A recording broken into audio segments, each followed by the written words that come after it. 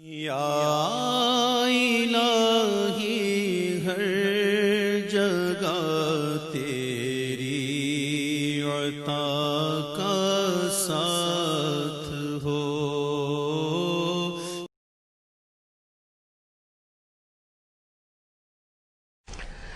بسم اللہ الرحمن الرحیم. یسبح للہ ما فی السماوات وما فی الارض الملک القدوس العزیز الحکیم. هو الذی بعث فی الامیین رسولا منہم یتلو علیہم آیاتہ ویزکیہم ویعلمہم الکتاب والحکمہ. اب دیکھیے آپ، جیسے وہ آیت 3 دفعہ آ چکی تھی، یہ چوتھی مرتبہ آ رہی. وہ بنیادی طریقہ کار کیا تھا؟ قرآن کی تلاوت. قرآن اس مقناطیس کے مانند تھا کہ جس کے اندر جس کی روح بیدار ہے اس کو کھینچ لے گا. یہ ہے آپ کا آلہ دعوت. اب آپ کے پاس وہ آ گئے جو سلیم الفطرت، کسی درجے میں سلام، جن کی زیادہ سلیم الفطرت اور زیادہ جو ہے وہ فوراً آ گئے. کچھ کو تھوڑا سا وقت لگا، پھر کچھ اور وقت لگا، کچھ اور وقت لگا، تو 12 برس میں مکے کی جو ہے وہ ہانڈی کے اندر پوری طرح بلو کر نکال دیا گیا. اور جو نکالا پھر ان کی تربیت، ان کی تعلیم اسی کتاب سے. حکمت قرآن پر بیس کر رہا ہے سارا پروسیس. تربیت بھی قرآن سے، تزکیہ بھی قرآن سے، دعوت بھی قرآن سے. تذکیر بھی قرآن سے، تبشیر بھی قرآن سے، انذار بھی قرآن سے. تذکیر، انذار، تبشیر، اس سے دعوت ہو گئی. اور شفاء لما فی الصدور، دل کے اندر کے جو روگ ہے ان کا علاج. یہ دل کا روگ ہے کیا؟ دنیا کی محبت، اللہ علیہ وسلم، مال کی محبت، اولاد کی محبت، سب کیا ہے؟ ہاتھی کے پاؤں میں سب کے پاؤں دنیا کی محبت. یہ قرآن نکال دیتا ہے. هو الذی بعث فی الامیین رسولا منہم، وہی ہے جس نے بھیجا، اٹھایا امیین میں سے ایک رسول، انہی میں سے.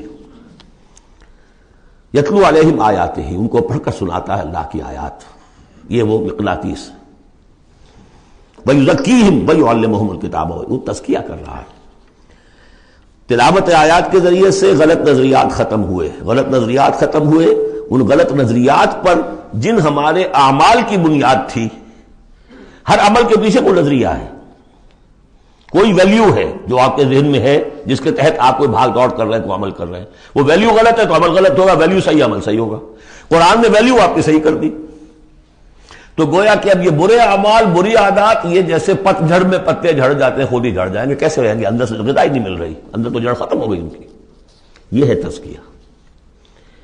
اور پھر تعلیم کتاب و حکمت. اب انہیں سکھاؤ، احکام دو، اور بڑی گہری بصیرت والی باتیں بھی سکھاؤ. وہ سب کے لیے نہیں ہے. اس کو وہ کہتے ہیں، جیسے کہ ہمارے ہاں عربی مدارس میں بھی اب ہے شعبہ تخصص. فارغ التحصیل تو تم ہو گئے، اب تخصص کرو. یہ اصل میں تعلیم حکمت جو ہے، یہ محمد رسول اللہ کی تعلیم کا اور تربیت کا شعبہ تخصص ہے. یہ سب کے بس کا روگ نہیں. وَمَن يُؤْتَ الْحِكْمَةَ فَقَدْ أُوتِيَ خَيْرًا كَثِيرًا يُؤْتِي الْحِكْمَةَ مَن يَشَاءُ وَمَن يُؤْتَ الْحِكْمَةَ فَقَدْ أُوتِيَ خَيْرًا كَثِيرًا. یہ اللہ تعالیٰ کسی کسی کو صلاحیت دیتا ہے. وَإِن كَانُوا مِن قَبْلُ لَفِي ضَلَالٍ مُبِينٍ، اور یقیناً اس سے پہلے تو وہ کھلی گمراہی میں تھے. وَآخَرِينَ مِنْهُمْ، اور محمد کو بھیجا ہے اللہ نے صرف امیین کے لیے نہیں، اوروں کے لیے بھی جو ہے تو انہی میں سے پوٹینشلی لما يلحقوا بهم، ابھی ان میں شامل نہیں ہوئے. حضور سے ان کے بارے میں پوچھا گیا. حضور نے مجلس میں بیٹھے ہوئے تھے، سلمان فارسی، ان کے کندھے پر ہاتھ رکھا. فرمایا حکمت اگر سریا پر بھی ہوگی تو اس کی قوم کا کوئی شخص اسے لے آئے گا. اور کم سے کم یہ کہ تمام جو حنفی مسلمان علماء وہ سمجھتے ہیں کہ اس حضور کی حدیث کا مصداق امام ابو حنیفہ ہے رحمۃ اللہ علیہ. بہرحال اس میں کوئی شک نہیں کہ ایرانی قوم جو ہے بحیثیت مجموعی بہت ذہین، فتین، فلاسفر ایک سے ایک بڑھ کر، متکلم سارے کے سارے ایرانی ہیں. یہ ساری چیزیں ان کے ہاں فلسفہ، منطق، دو چیزیں ان کی گھٹی میں. 3 مراکز رہے ہیں دنیا میں فلسفہ اور منطق کے: ہندوستان، ایران، یونان. 3 ہے. نمبر 2 پہ جرمنی آ جائے گا، اس لیے کہ وہ بھی ایرینز ہیں. یہ ایرینز ہیں، یہ حام کی نسل ہے میری تحقیق کے مطابق. اللہ تعالیٰ نے سام کی نسل کو چن لیا نبوت کے لیے، حام کی نسل کو چن لیا حکمت کے لیے. وآخرین منہم لما یلحقوا بہم، میرے نزدیک اس آیت کی صحیح تعبیر کیا ہے کہ ایک نیوکلیس، جیسے کہ اسٹرکچر آف ایٹم ہے، ایک نیوکلیس ہے، اس میں پروٹونز ہوتے ہیں، اور بھی بڑی بلائیں ہوتی ہیں، اب تو ایک سے ایک نکلی آ رہی ہیں. جب ہم نے فزکس پڑھی تھی تب یہ تھا کہ ایک نیوکلیس ہے، اس میں پروٹونز ہیں، پازیٹیو چارج ہے، اور پھر یہ ادھر جو ہے وہ اب جو الیکٹرانز چل رہے ہیں دائرے میں، بڑا ایٹم جو ہے وہ بہت سے دائروں میں. تو نیوکلیس اس امت کا امیین بنو اسماعیل اور ان کے تابع اہل عرب مشرکین، یہ نیوکلیس. پھر سب سے پہلے ایرانی آ گئے، پہلا جو ہے نیوٹرون الیکٹران ایرانیوں کا ہے. پھر رومی آ گئے، کچھ آ گئے ادھر سے، کچھ قبطی آ گئے ایجپشنز، ادھر سے آگے آپ بڑھے تو ہندی آ گئے، سندھی آ گئے، پہلے سندھی آئے پھر ہندی آئے. یہ سب ہیں اب مختلف دائرے، یہ بڑھتا جا رہا ہے. لیکن نیوکلیس امیین اور باقی سب آخرین. امیین میں سے چونکہ خود حضور تھے لہذا ان پر اتمام حجت آخری درجے میں ہو گئی، لہذا ان کے لیے کوئی رعایت نہیں تھی، اگر ایمان نہیں لائیں گے تو قتل کر دیے جائیں. یہ سورہ توبہ میں ہم پڑھ چکے ہیں. آخرین کے لیے رعایت یہ ہے کہ چاہیں تو اسلام لائیں چاہیں تو نہ لائیں، یہودی رہیں، عیسائی رہیں، کوئی رہیں، مجوسی رہیں، ہندو رہیں، سکھ رہیں، پارسی رہیں، جو چاہیں رہیں، لیکن نظام اسلام کا ہوگا، غلبہ اللہ کا ہوگا، دین ہم قائم کریں گے. تم رہو اپنے طور پر جو ہندو رہو، جو چاہو رہو. وآخرین منہم لما یلحقوا بہم وہو العزیز الحکیم، اور وہ عزیز ہے اور حکیم ہے. ذالک فضل اللہ یؤتیہ من یشاء، یہ اللہ کا فضل ہے، وہ دیتا ہے جسے چاہتا ہے. اللہ کا فضل ہے. اس فضل کے بڑے درجے ہیں. سورہ بنی اسرائیل میں آیت پڑھی، ان فضلہ کان علیک کبیرا. حضور سے خطاب ہے، سب سے بڑا فضل، سب سے بڑا فضل، سب سے بڑا فضل اس پوری کائنات میں محمد رسول اللہ پر ہوا. اگرچہ ان کا فضل کس طور سے ہوا ہے وہ آپ دیکھ لیجئے، ماریں پڑی ہیں، پتھراؤ ہوا ہے، خون کے دھارے چھوٹے ہیں. اللہ کا فضل جو ہے دنیا میں وہ ناز و نام نہیں ہے، عیش نہیں ہے، آرام نہیں ہے. جس میں سب سے بڑا فضل تھا اسے یتیم پیدا کیا، پوستھیومس پیدا بھی ہوا باپ کے فوت ہونے کے بعد، بالکل مفلس قلاش. وہ تو مادائی حلیمہ کو کوئی اور بچہ ملا نہیں تھا تو قرۂ فال بنا میں من دیوانہ زدن ہو گیا معاملہ، ورنہ لوگ جاتے تھے، اچھے کھاتے پیتے گھرانوں کے بچے لیتے تھے. یتیم کو کون لے جائے گا؟ لیکن وہ یتیم پھر کیا بنا؟ در یتیم. وَوَجَدَكَ ضَالًّا فَهَدَىٰ وَوَجَدَكَ عَائِلًا فَأَغْنَىٰ أَلَمْ يَجِدْكَ يَتِيمًا فَآوَىٰ. پھر جو کچھ ہوا ہے سخت، آپ کا جو نوجوانی کا دور ہے، سخت مشقت مزدوری. آپ کہتے ہیں میں قریش کی بھیڑیں بکریاں چند ٹکوں کی مزدوری پر چلایا کرتا تھا. قرارید، درہم و دینار نہیں، قرارید، ٹکے، پیسے. بہرحال یہ دنیا کا معاملہ اور ہے.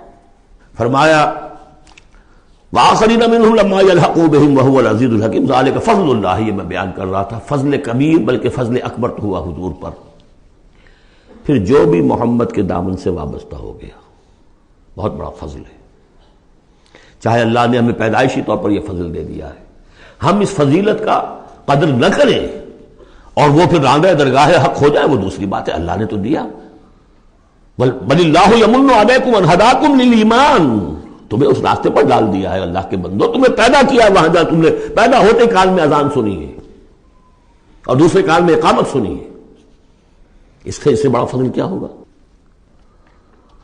لیکن تم نے اس کی ناقدری کی تو یہ دوسرا بات ہے.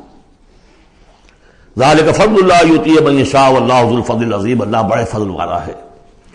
لیکن یہ کہ اب یہ جو پروسیس تھا، جو محمد رسول اللہ کا اعلی انقلاب تھا، قرآن، اب محمد تو جا رہے ہیں صلی اللہ علیہ وسلم، یہ پروسیس آگے کون جاری رکھے گا؟ نبی تو کوئی آنا نہیں.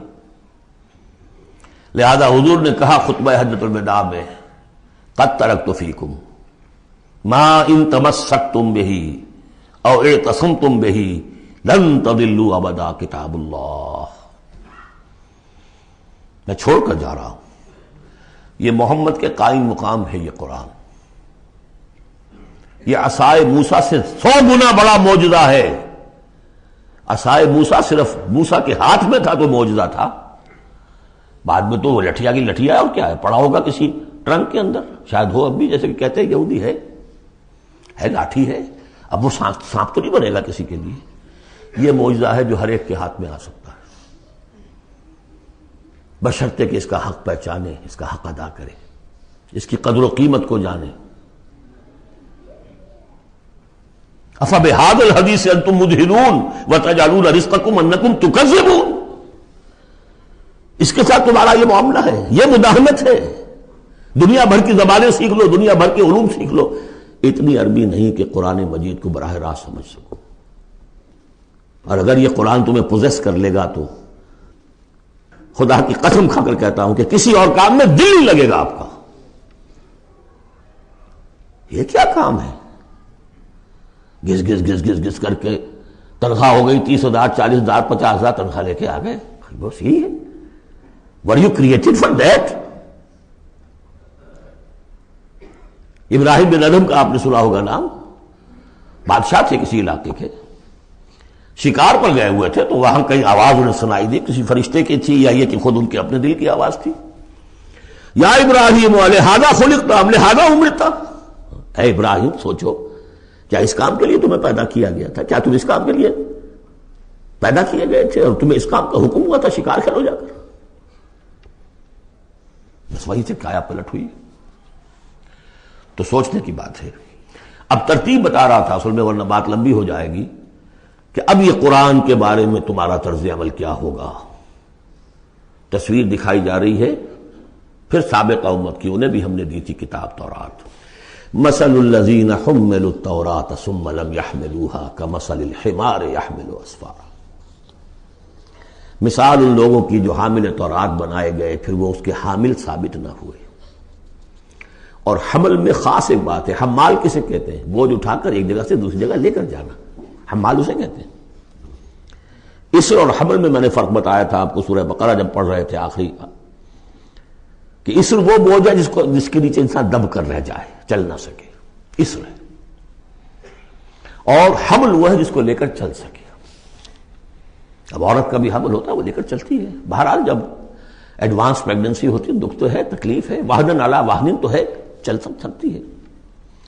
اسی طرح حمال ہے، وہ لے کے جا رہا ہے۔ تو حمل التوراۃ، یہ اللہ تعالیٰ جس کو یہ کتاب دیتا ہے، حامل بناتا ہے، اس کے ذمے سے پہنچاؤ۔ لتبیننہ، تمہارا فرض ہے اسے واضح کرو، اسے عام کرو۔ یا اہل القرآن، حضور نے فرمایا ہے قرآن والوں، لا تتوسدوا القرآن، قرآن کو تکیہ نہ بنا لینا، ایک ذہنی سہارا۔ ہمارے پاس اللہ کی کتاب ہے، 40 من سونا ہم نے لگا دیا ہے اس قرآن کو تاروں سے لکھنے پر، معلوم ہے آپ کو، رکھا ہوا ہے ہمارے ہاں، ایوبی دور کی یادگار۔ بہرحال قرآن مجید کے حامل بنائے گئے تھے اس لیے کہ اوروں تک پہنچاؤ۔ ثم لم يحملوها، انہوں نے نہیں اٹھایا۔ کمثل الحمار، ان گدھوں کے مانند ہیں، يحمل اسفارا، جو کتابوں کا بوجھ پھر اٹھائے پھر رہا۔ مکالمات فلاطن بھی لکھ دیجئے آپ، باندھ کر گشڑی رکھ دے، انسائکلوپیڈیا برٹانیکا پورا رکھ دے، گدھے کو کیا فائدہ اس سے؟ مثل القوم الذین کذبوا بآیات اللہ، مثال اس قوم کی جس نے اللہ کی آیات کو جھٹلایا، بے صاحب بہت بری ہے۔ اب یہ جھٹلانا میں پہلے واضح کر چکا ہوں سورہ واقعہ پڑھتے ہوئے، یہ جھٹلانا ہے، یہ ہمارا قرآن کو جھٹلا رہے ہیں ہم اپنے عمل سے۔ ایک شخص آپ سے پوچھے گا آپ قرآن کو اللہ کا کتاب مان لیا؟ میں مانتا ہوں۔ آپ نے کبھی پڑھا اس کو؟ آپ 7 سمندر کا سفر پار کر کے یہاں MBA کرنے تشریف لے آئے ہیں امریکہ میں، MBA معلوم ہوتا ہے کہ کوئی پتہ نہیں، کوئی جنت کی کوئی سیٹ ہے، کیا ہے؟ قرآن آپ نے نہیں پڑھا تو کیسا ایمان ہے آپ کا قرآن پر؟ کیا جواب دیں گے؟ تکذیب کر رہے ہیں اپنے عمل سے۔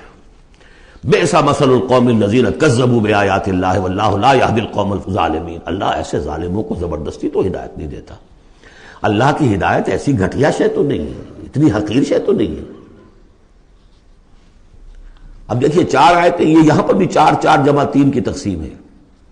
4 آیتیں پوری ہو گئی تھی، حضور کی بعثت 2 میں ہے، امیین نیوکلیس ہے، آخرین سب الیکٹرانز ہیں اس کے چاروں طرف۔ یہ ملٹی نیشنل امت ہے. ملٹی نیشنل فرمز تو آپ کو معلوم ہے، ملٹی نیشنل. جبکہ سابق جو امت تھی بنی اسرائیل وہ یونی ریشیل، ایک نسل کی. یونی ریشیل، یونی نیشنل، یہ multi racial, multi national. Hindi بھی، فارسی بھی، ایرانی بھی، ترک بھی، چینی بھی. اب تو دنیا کا میں نہیں سمجھتا کہ کوئی قوم رہ گئی ہو، کوئی نسل رہ گئی ہو جس میں کچھ نہ کچھ مسلمان موجود نہ ہوں. اور دوسری بات یہ کہ حضور کا بنیادی کیا ہے؟ اعلی دعوت، اعلی تربیت، جس سے کہ مردان کار تیار کیے جو جہاد اور قتال کریں گے، وہ ہے قرآن. اب آگے 4 آیتوں میں وہ جو طرز عمل ہمارا ہو گیا اس کی تصویر دکھائی جا رہی ہے بنی اسرائیل کے طرز عمل میں. مثل الذین حملوا التوراۃ ثم لم يحملوها كمثل الحمار يحمل اسفارا بئس مثل القوم الذین كذبوا بآیات اللہ واللہ لا يهدی القوم الظالمین. اس کے بعد نتیجہ کیا نکلتا ہے؟ جو آیات الہیہ سے رشتہ ٹوٹے گا تو سہارا کیا چیز رہ جائے گی؟ ہم تو اللہ کے چہیتے ہیں، لاڈلے ہیں، ہمیں تو جہنم میں کوئی جھونک ہی نہیں سکتا. جھونکے گا بھی تو دوسروں کی آنکھ میں دھول جھونکنے کے لیے چند دن کے لیے، ہمیں بھی ڈال کے فوراً نکال لیں گے. اللہ کو بھی چوری کرنی ہے، خیانت کرنی ہے، ہمارے لیے کرنی ہے. اور ہم جیسے بھی کچھ ہیں، جو بھی کچھ ہیں، زانی ہیں، شرابی ہیں، جو بھی کچھ ہیں، لیکن تیرے محبوب کی امت میں، جب تیرے محبوب کی امت میں ہے سیلویشن از گارنٹیڈ. شفاعت تو ملنی ہی ملنی ہے. بہت زیادہ کرنا ہے تو کسی بزرگ کی مزار پہ دیگے بھی چڑھا ہے، بس اور کیا رہ گیا. یہ ہے وہ سارا معاملہ، یہ ہے وہ امانی، یہ ہے وہ من گھڑت خیالات، یہ ہے وہ وشفل تھنکنگ سے جو عقیدوں کی شکل بن جاتی ہے، جس کی وجہ سے عمل سے. وہ جو اقبال نے کہا کہ پتہ نہیں نام کیا ہے اس کا خدا فریبی کہ خود فریبی، عمل سے فارغ ہوا مسلمان بنا کے تقدیر کا بہانہ. وہ تقدیر کی بجائے آپ یہاں یہ عقائد جوڑ لیجئے تو پھر عمل کی کیا ضرورت ہے؟ بے وقوف ہوگا جو عمل کرے. رشوت نہ لے، عیش نہ کرائے بچوں کو، بے وقوف ہے، احمق ہے، پاگل ہے. قل یا ایھا الذین ھادوا ان زعمتم انکم اولیاء للہ من دون الناس، کہہ دیجئے اے نبی، اے وہ لوگوں جو یہودی ہو گئے ہو، اگر تمہارا واقعی یہ گمان ہے کہ تم اللہ کے دوست اور اللہ تمہارا دوست ہے. ان زعمتم، زوم کا لفظ اردو میں بھی بولتے ہیں خیال خام کے لیے، بڑا زوم ہو گیا اسے. ان زعمتم، اگر تمہیں یہ خیال خام لاحق ہو گیا ہے، انکم اولیاء للہ من دون الناس فتمنوا الموت ان کنتم صادقین، یہ سورہ بقرہ میں آ چکا مضمون. اگر ایسے واقعی خیال ہے تو تمہیں موت کی تمنا کرنی چاہیے. دوست سے ملنے کی آرزو ہوتی ہے یا ہجر کی؟ وصال چاہیے یا ہجر چاہیے؟ ولا يتمنونه ابدا بما قدمت ایدیہم، یہ ہرگز تمنا نہیں کر سکتے موت کی. کیوں؟ بسبب اس کے جو ان کے ہاتھ آگے بھیج چکے ہیں. انہیں معلوم ہے ہم نے کیا کرتوت آگے بھیجے. بل الانسان علی نفسہ بصیرہ، انسان کو خود معلوم ہے کہ میں کیا کچھ بھیج چکا ہوں، کیا کیا کمائیاں کی ہیں، کیا کیا حرام خوریاں کی ہیں. وہ سارے کے سارے جو ہیں وہ تو آگے بھیجے ہوئے ہیں. واللہ علیم بالظالمین، اللہ ان ظالموں سے خوب واقف ہے. قل، اے نبی ان سے کہہ دیجئے، ان الموت الذی تفرون منہ فانہ ملاقیکم، وہ موت جس سے تم بھاگتے ہو وہ تم سے ملاقات خود فرما لے گی. تم بھاگتے رہو، انہ ملاقیکم، وہ آن کھڑی ہوگی سامنے. ثم تردون الی عالم الغیب والشہادہ، پھر تمہیں لوٹا دیا جائے گا اس ہستی کی طرف جو غیب اور شہادہ سب کا جاننے والا ہے. جو تمہارے سامنے ہے اس کا بھی، جو تمہارے پیچھے ہے اس کا بھی، جو بحیثیت نوع انسانی تمہارے لیے کھول دیا گیا اس کا بھی، اور جو تمہارے سے غیب میں رکھ دیا گیا اس کا بھی. فَيُنَبِّئُكُم بِمَا كُنتُمْ تَعْمَلُونَ، پھر وہ تمہیں جتلا دے گا جو کچھ تم کرتے رہے تھے. یہ دوسرا حصہ ہو گیا 4 آیات کا. گویا کہ جو کتاب محمد رسول اللہ دے کر گئے ہیں، قد ترکتم، اور جس کے لیے حکم دے کر گئے تھے کہ اب تمہارے ذمے ہے، میرے کندھے پر سے یہ بوجھ اتر کر تمہارے کندھوں پر آ گیا ہے. الا هل بلغت انا نشهد انك قد بلغت واديت ونصحت، انا نشهد انك قد بلغت الرسالة واديت الامانة وكشفت الغمة. یہ تو گواہیاں لی ہیں.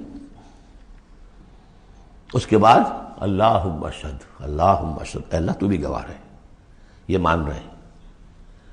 اور پھر فَلْيُبَلِّغِ الشَّاهِدُ الْغَائِبَ، ایک سائی آف ریلیف میرے کندھے پر جو بوجھ تھا، اِنَّا سَنُلْقِي عَلَيْكَ قَوْلًا ثَقِيلًا، آج وہ بوجھ میرے کندھے سے اتر گیا، لیکن تمہارے کندھوں پر آ گیا۔ مجھے تو صرف امیین تک یہ فرض براہ راست انجام دینا تھا، تمہیں پوری نوع انسانی تک انجام دینا ہے۔ A heavy burden، اس کے لیے یہ ہے دوسرا حصہ 4 آیات کا۔ اب تیسرے حصے میں اس قرآن کی تعلیم عام، تعلیم بالغان کا جو ایک نظام قائم کیا گیا اس کا ذکر ہے۔ جمعہ کیا ہے اصل میں؟ اب رہ گئی رسم ادا روح بلالی نہ رہی، فلسفہ رہ گیا، تلقین غزالی نہ رہی، یہ جمعہ کیا ہے؟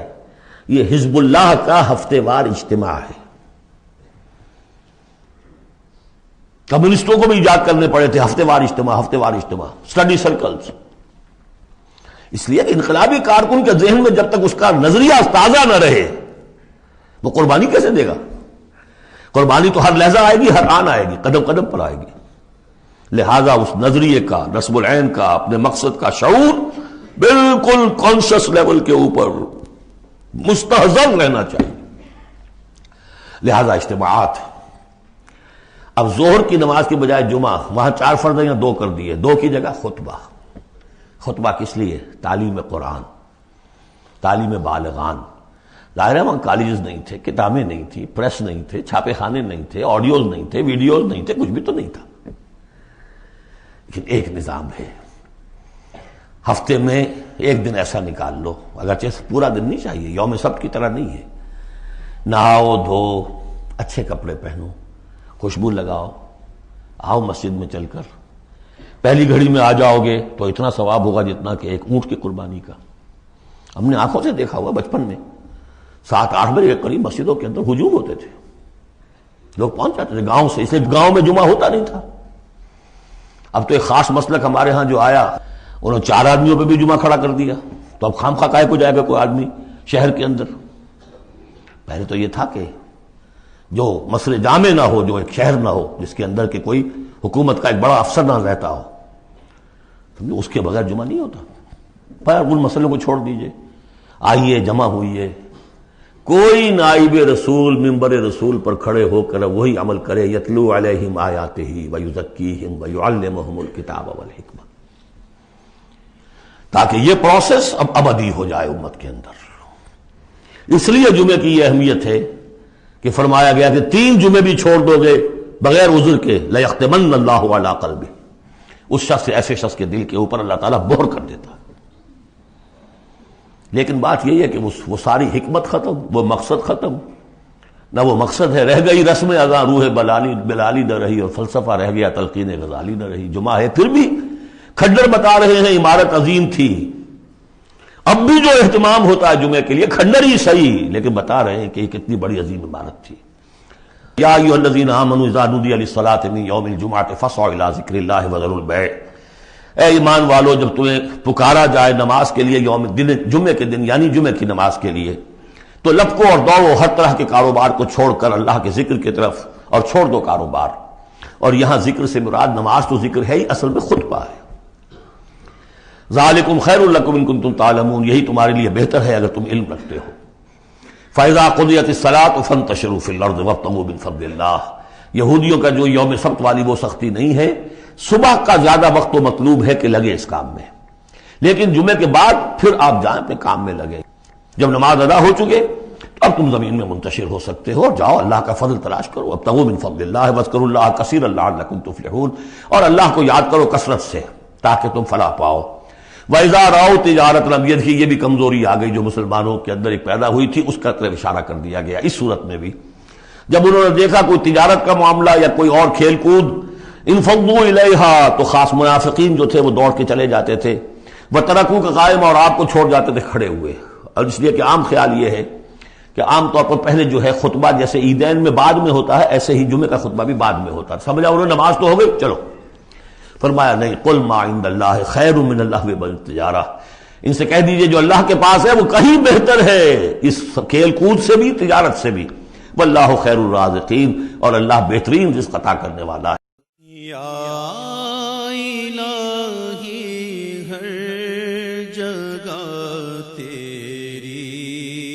عطا کا ساتھ